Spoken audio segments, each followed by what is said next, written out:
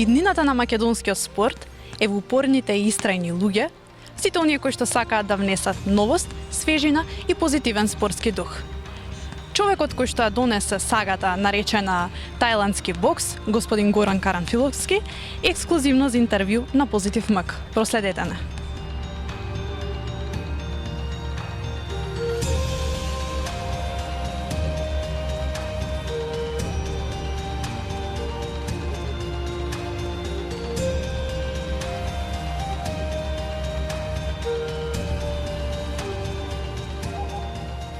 Најпрво да ги запознаеме сите читатели на Позитив МК за тоа што представува тајландскиот бокс или во светски рамки попознат како Мај Тај и во што се разликува од оној традиционален класичен бокс.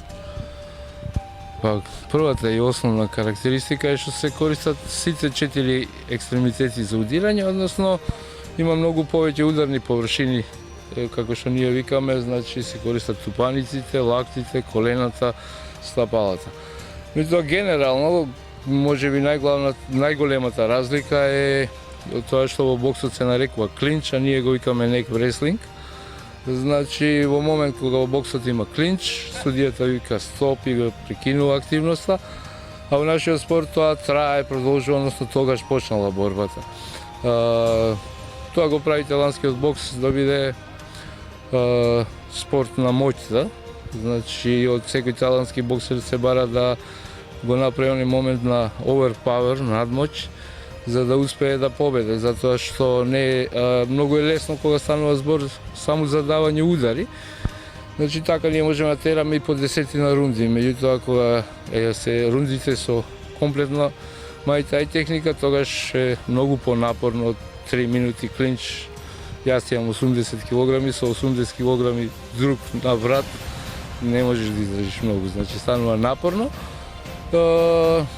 Тоа е и она главна карактеристика што во боксот нокаутите, значи оние завршни удари се удари во глава, значи каде што човекот трпи последици од ударот. И кај нас има можеби повеќе нокаути, меѓутоа тоа се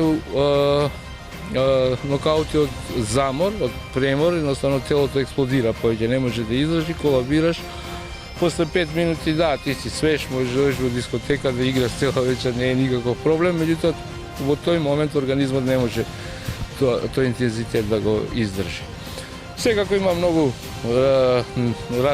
различности, начинот на припремање, значи ние ги користиме нозете, не само да се движиме со нив, него и да задаваме удари. И целата таа специфика, всушност, тоа како што јас сакам да кажам, значи она што докторите се уште бараат да го откријат, ние тренерите по тајландски бокс мораме да го постигнеме, значи апсолутно здравје за максимална физичка спремност. Од кога постои Академијата за тајландски бокс во Македонија? Колку членови број? Па, јас значи тренирам од многу одамна, ама како клуб можеме да се пофалиме дека дури во Европа сме меѓу тие што почнаа порано, уште од 1995 година клубот постои, работи се надпреварува, значи и тогаш кога немавме можност да имаме значи федерација како сега и кога не можевме да настапуваме на светски првенства,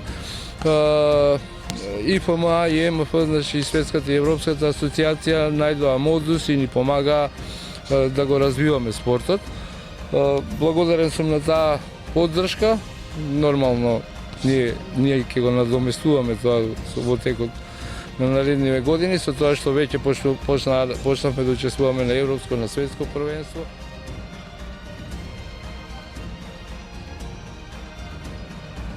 Во околината, значи во целата Европа, се уште не е секаде тајландскиот бокс етаблиран како кај нас. Значи, постојат различни потешкоти, значи луѓето се навикнати не само кај нас, него секаде во светот да се прогласат за експерти по некоја област, а не можеш да бидеш експерт само наречен, значи мора да добиеш лиценца, значи оној начин како што тоа оди, нели, кога одиш на школа, да си ја добиеш дипломата и да си ја заслужиш. Така да сега нашата мисија на овој дел од Европа е токму таа. Лето ние таргет Романија, здрави од септември и Грција, која е нова членка, меѓутоа се уште им треба онака некој да ги води, да им помага. Клубот од 95-та, значи кога започнавме, веднаш значи се наполни онака народски речено, значи има веќе одма почна со 30-40 членови. Од проста причина што беше интересно, значи нешто ново на овој простор, од тогаш наваму продефилира само како посетители да видат што е, па да не претерам преку 2-3 илјади луѓе. А тие што вежбаат, значи во континуирана бројка сме околу 40-50, сега последнава година и пол имаме секција, што ја води Мартин Ангелов, секцијата се вика Прометеј и значи за оваа година и пол секцијата стана дури побројни од клубот, така да ќе мораме да најдеме решение, односно да ги избркаме, одвоиме да си бидат засебен клуб. Како изгледа еден класичен тренинг на членовите од това академија? Колку пати неделно имате тренинзи, како се одвиваат? Значи, кога ќе прашаат како тренирате, јас им кажувам, имаш понуда барем 3 тренинга неделно, ние тренираме секој ден, а кога ќе бидеш доволно добар и спремен, можеш да тренираш и по 2 пати на ден како ти одговара. Еден класичен тренинг по тајландски бокс е многу лесно да се опише, значи не е многу тешко, се трча 3 до 4 рунди, се работи шадо бокс 3 до 4 рунди, се скока јажи 3 до 4 рунди, се одираат фокусери 3 до 4 рунди и се работи спаринг 3 до 4 рунди. Тоа е дневната рутина за тајландски бокс. Згора на тоа мораш да имаш засебен тренинг, значи кога да се прави периодизација пред надпревар и такви работи, значи кога се вежба сила, кога се вежба скочност, кога се вежба брзина. Така да тајландскиот боксер, секој што сака и што станува тајландски боксер, он кога ќе го прашате што работиш во животот, вика тренирам тајландски бокс. Целодневна настава имаме. Како надпреварувач, вашата кариера се движела во една нагорна линија. Сега како тренер на оваа млада популација, какви се вашите очекувања, каква е амбициозноста помеѓу боксерите? Прво, многу тешко ми паѓа кога ми кажува дека кариерата ми е завршена. И јас стварно мислам дека таа заврши оној момент кога во ист ден и мојот помлад син и јас се качивме заедно на ринг, ми објаснија луѓето дека е доволно од мене, дека очекуваат да бидам тренер. Па како, во секој случај ми е тешко. Значи, воопшто не ми годи позицијата, иако подолги години го работам тоа. Многу пати се сретнав со многу подобри тренери од мене. Значи, со наистина висока класа тренери и треба да си ги одмери силите, треба да го одмере знаењето. Не ми оди баш најдобро, од проста причина што ги немам истите услови што ги имаат и они. Но здравје, сега имаме федерација во Македонија, значи има повеќе клубови, не сум само јас тренер. Во соработка со другите тренери па постигнуваме нови вредности, значи и тие ми помагаат. Ако до вчера на Балканот само јас држав семинари по тајландски бокс, сега веќе доаѓаат луѓе од Тајланд тука, па можеме да научиме нешто ново, секој ден се учи, особено како тренер. После тренинг седнуваш, отвараш интернет и пробуваш да научиш нешто. Дали мислите дека на тајландскиот бокс му се пружа доволно внимание и дали мислите дека доволно се етаблира во нашава земја? Па не, во нашава земја не го нема тоа внимание, од проста причина безобразен и дрзок однос на Агенцијата спорт и млади кон нашата федерација. Значи, тие ни дадоа дозвола да се регистрираме како спорт, меѓутоа не ни дадоа дозвола за вршење дејност спорт, тајландски бокс. Значи, истите луѓе кои што ја го подпиша едното решение со да, другото решение со не. Сега сме на некоја второстепена комисија, таму пак истите ќе ни пресудат. Не е битно, ќе ги оди постапката на суд или ваму или таму. Што губиме ние? Не губиме ништо, значи не станува збор за некои 100.000 денари на годишно ниво, тоа нас лично нема да ни заврши работа, меѓутоа медиумите, тие смелите како вас, ретко не наоѓаат. Например, кога некој наш надпреваруваш ќе освои трето место на Европско првенство, никој во држава не знае. Тоа е жално, тоа е срамно, затоа што ние секогаш излегуваме со нашето име, со нашето знаме. Значи ние настапуваме за Македонија исто како фудбалерите и кошаркарите. Тоа е неправедно, ама не зависи од нас.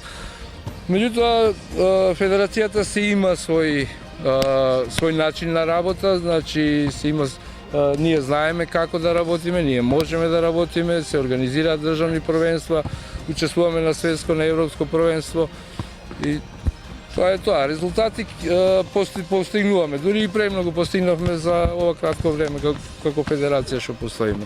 Тука мора да бидеме задоволни. Кој е вашиот следен предизвик и воопшто предизвик на целата академија, за какво големо надпреварување се спремате? Дали има некои такви подготовки? Па годинава срамежливо настапивме на Европската лига на шампиони. Значи оноку колку што можевме, значи не беа средствата проблем, беше подготвеноста проблем. Значи лигата се знае да се одржи во 2 недели на 2 различни места, Словенија, Бугарија и така натаму. Сето тоа треба да се не само финансиски, него треба и физички да се покрие. Значи некој да го организира патот, некој да те однесе таму и сите тие работи. Не бевме доволно спремни годинава, настапувавме преку едно коло, тоа ни го намали скорот на бодови, така да не можеме да се пофалиме со некој резултат. Меѓутоа, до година ветувам дека ќе бидеме најуспешен спортски колектив во државава, дека ќе стигнеме подалеку и од Вардар во ракомет. И за крај, што е за вас позитив во животот?